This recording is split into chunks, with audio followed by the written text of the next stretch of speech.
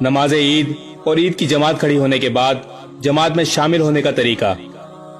نماز عید کا طریقہ یہ ہے، نیت کے بعد تکبیر تحریمہ کہہ کر ہاتھ باندھ لیں، پھر ثنا پڑھیں۔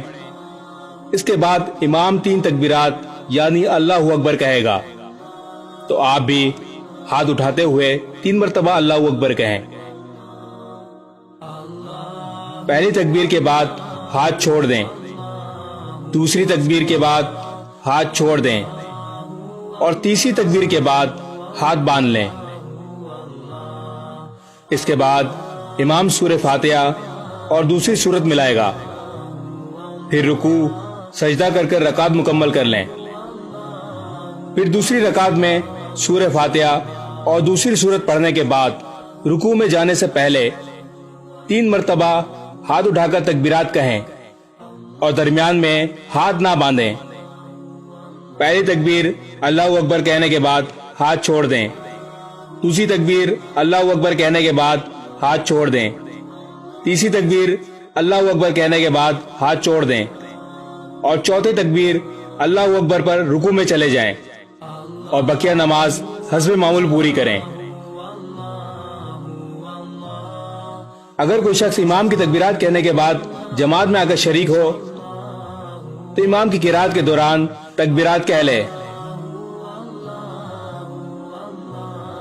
اگر کوئی شخص اس وقت جماعت میں شریک ہو جب امام رکوع میں تھا تو وہ کھڑے کھڑے اپنی تکبیرات مکمل کر کے رکوع میں چلا جائے۔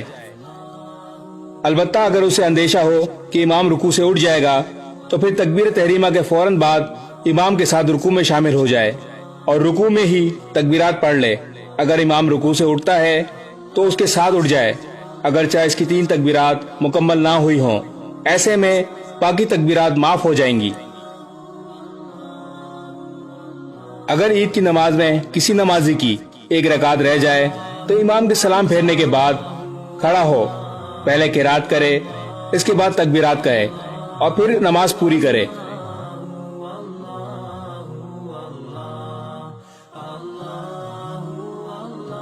اگر کسی نمازی کی 2 رکعتیں رہ جائیں یعنی دوسری رکعت کے بعد شامل ہو تو امام کے سلام پھیرنے کے بعد باقی نماز اسی طرح پڑھے جو نماز عید کا طریقہ ہے، جو ویڈیو کے شروع میں بتایا گیا ہے۔ مزید اسلامی معلومات کے لیے ہمارا پیج جامعہ اسلامیہ کلپٹن ضرور لائک کریں، اس ویڈیو کو شیئر ضرور کریں تاکہ دوسروں کو بھی اصلاح ہو سکے۔ جزاک اللہ۔